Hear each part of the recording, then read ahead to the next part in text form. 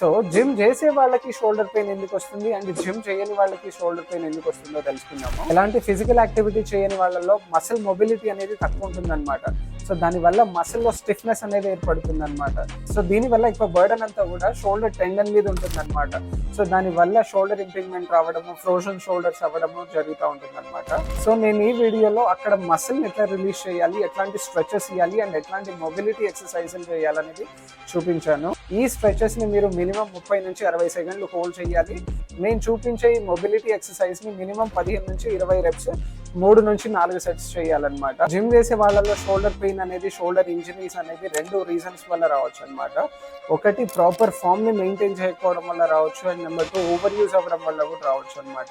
So ఇక్కడ నేను proper form ని ఎట్లా మెయింటైన్ చేయాలి మీకు, సో ఒకవేళ మీకు షోల్డర్ పెయిన్ ఉంటే మనము వర్కౌట్ చేసేటప్పుడు ఎట్లాంటి మిస్టేక్స్ అవాయిడ్ చేయాలనేది నేను ఈ వీడియోలో క్లియర్ గా చూపించాను.